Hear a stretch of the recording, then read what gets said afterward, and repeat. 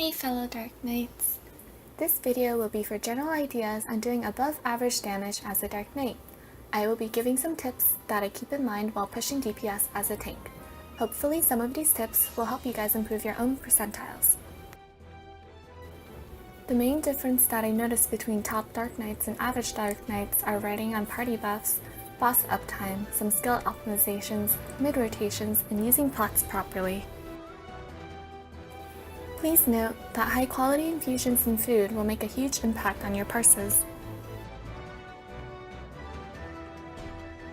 Party composition. Note that party composition will affect your DPS when comparing to other Dark Knights. Instead of looking at the DPS, check the number of casts and kill time to see if you are doing anything different when comparing to a Dark Knight that is above you. This will only give you a general idea of where to improve, as gear and writing on party buff optimizations are also a factor in DPS.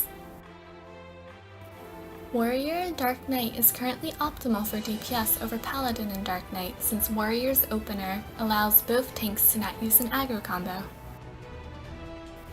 Here are some jobs that will increase your DPS.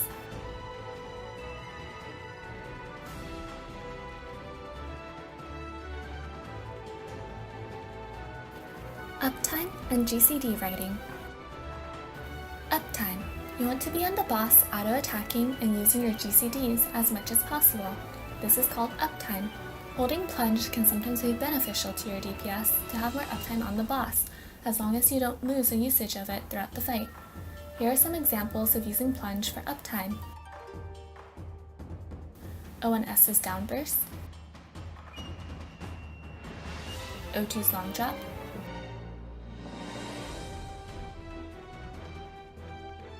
O3's brambles,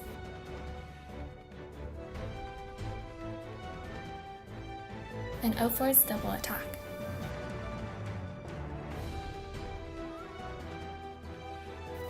Ride your GCDs. What this means is that you want your GCDs to always be on cooldown throughout the entire fight as much as possible. Recording and watching yourself is a good way to see if you hesitate anytime during a fight. Some common places for hesitation are when mechanics are going out, when a tank buster is about to happen, or not fully knowing your opener. Clipping due to adding defenses into your weaves might happen sometimes, so try to single weave them in by pre-popping them before the buster comes so that your GCD writing won't get delayed. Keep up Dark Knight rotation. This just requires practice, not overcapping NP engage, outputting as much dark arts as you can, and using off-global cooldowns.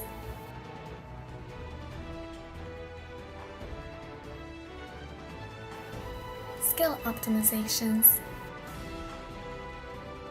Sprint. Have this somewhere convenient on your bar. Not only does it make mechanics easier, but it helps with uptime as well. A great usage example of sprint is during O3S's second phase of bramble tethers. It breaks the tether faster so you can prepare to plunge back in, and it will be up for both sets of tethers.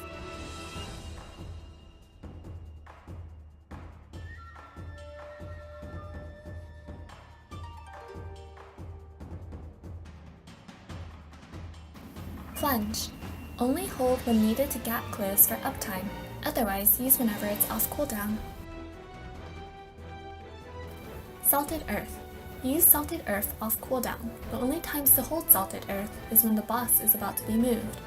Hold it until the boss is stable as long as you don't lose the usage of Salted throughout the fight for holding it. Use it even if it's for one tick. Note: Salted will snapshot any buffs you have on yourself. This means, for the second potion used in a fight, it's a good idea to try to align Salted Earth within your potion window. Delirium. Use off cooldown as long as blood weapon is up or is on. Be cautious of your gauge if delirium is almost off cooldown. Do not accidentally use a blood spiller since it could delay your delirium usage. Dump some mana before using so you don't overcap on MP.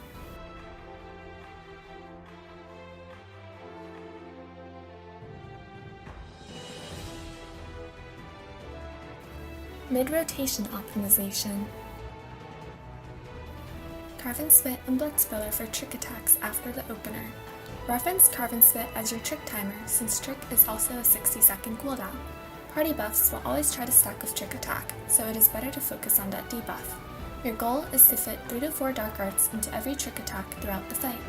Always try to fit a Dark Arts Blood Spiller and Dark Arts Carve and Spit.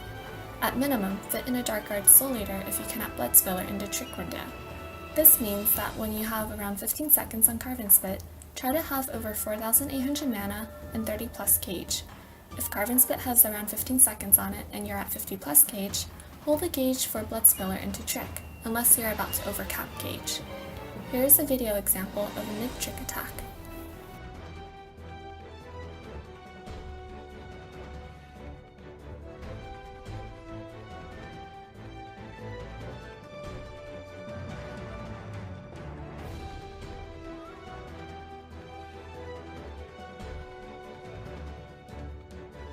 Maximizing your second potion in a fight will also greatly affect your numbers. Be sure to put it in the window where the most party buffs are stacked again.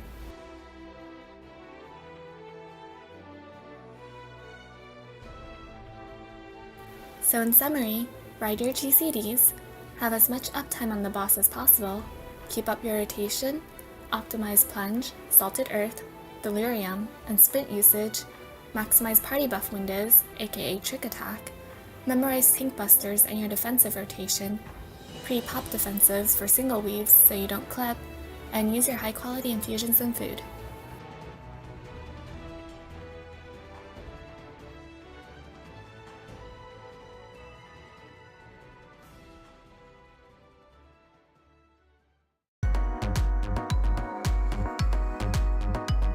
Thanks for watching. Please like and subscribe.